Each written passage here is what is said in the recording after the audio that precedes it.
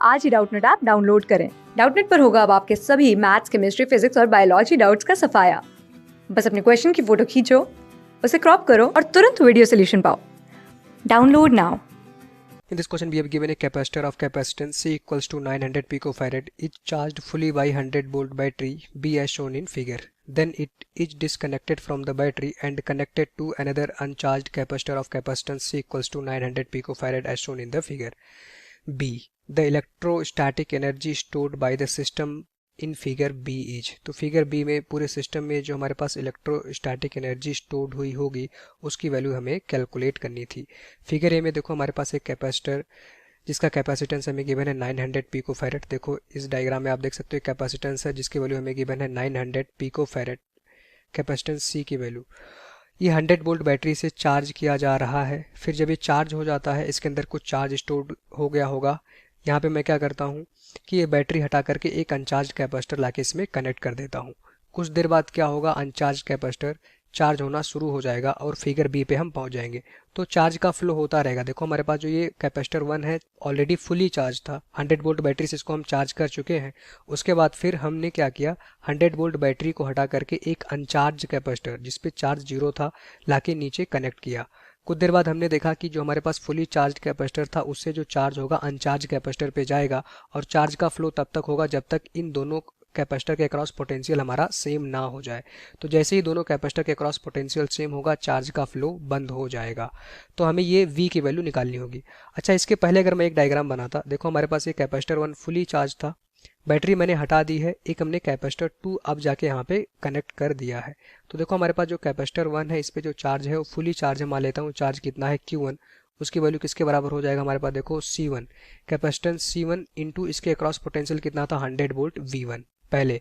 अब मैंने क्या किया, बैटरी हटा करके एक कैपेसिटर लगाया, ये अनचार्ज था तो देखो इस पे जो चार्ज Q2 है वो हमारे पास क्या है 0, इस पे जो चार्ज है Q2 वो हमारे पास क्या है 0 के बराबर है।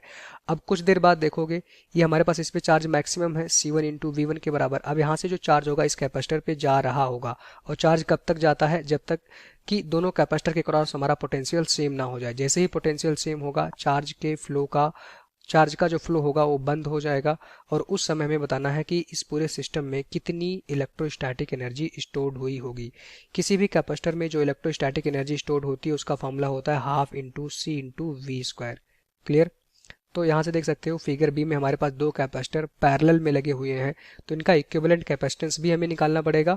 और अभी हमारा काम क्या है कि इन दोनों कैपेसिटर के क्रॉस जो कॉमन पोटेंशियल V है उसकी वैल्यू निकालना। तो कॉमन पोटेंशियल V की वैल्यू डायरेक्ट फॉर्मूला होता है C1 into V1 plus C2 into V2 divided by total capacitance C1 plus C2।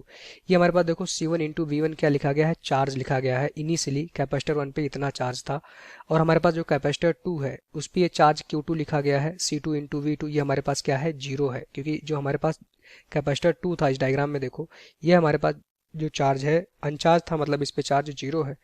तो यहाँ से जो कॉमन पोटेंशियल आ जाएगा वो किसके बराबर होगा, C1 V1 डिवाइडेड बाई ये C2 V2 पूरा टर्म 0 हो जाएगा क्योंकि जो कैपेसिटर 2 है क्वेश्चन में बोला गया वो अनचार्ज कैपेसिटर था, डिवाइडेड बाई आ जाएगा C1 प्लस C2।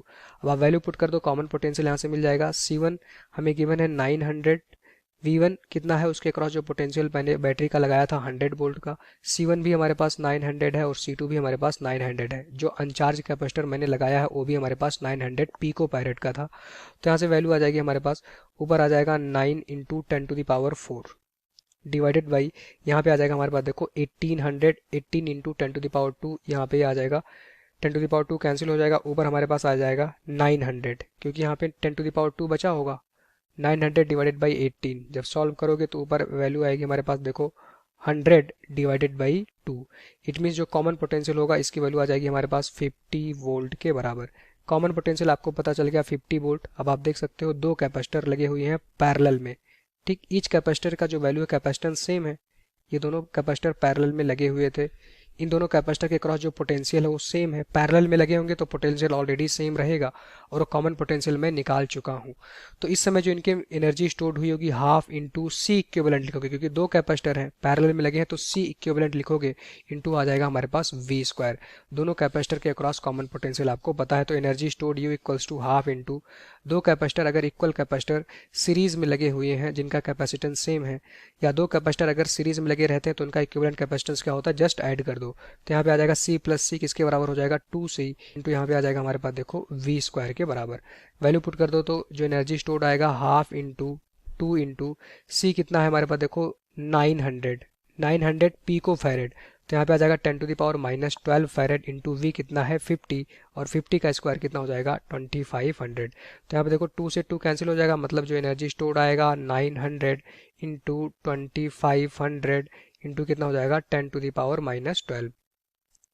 तो यहाँ से देख सकते हो इसको मैं 25 इंटू 9 कितना हो जाएगा 125 इंटू यहाँ पे देखो 2 जीरो है यहाँ पे 2 जीरो है तो वैल्यू कितना हो जाएगा 10 टू द पावर 4 इंटू यहाँ पे कितना है 10 to the power minus 12। Energy किस में आएगी जूल में आएगी।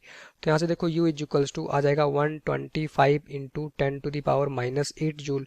हमारे पास इसमें आंसर इस फॉर्म में नहीं गिवन है तो इसको मैं ऐसे लिख सकता हूँ। यहाँ पे एक गलती हुई है 25 इंटू 9 होता है 225 तो यहाँ पे आएगा हमारे पास 225 195 125 नहीं आएगा ये 225 होगा। तो वैल्यू आ जाएगी हमारे पास देखो इसको मैं ऐसे लिख सकता था 2.25 into 10 to the power minus 6 joule. तो ये हमारे पास आंसर मैच करेगा। तो आंसर क्या आ जाएगा 2.25 into 10 to the power minus 6 joule. अब आप आंसर देख सकते हो ऑप्शन किससे मैच करेगा ऑप्शन नंबर 3 से। 2.25 into 10 to the power minus 6 joule is the right answer. Thank you. Class 6 से 12 से लेके नीट IIT JEE मेंस और एडवांस के लेवल तक 10 मिलियन से ज़्यादा स्टूडेंट्स का भरोसा। आज ही डाउनलोड करें डाउटनेट ऐप या व्हाट्सएप कीजिए अपने डाउट्स 8400 400 400 पर।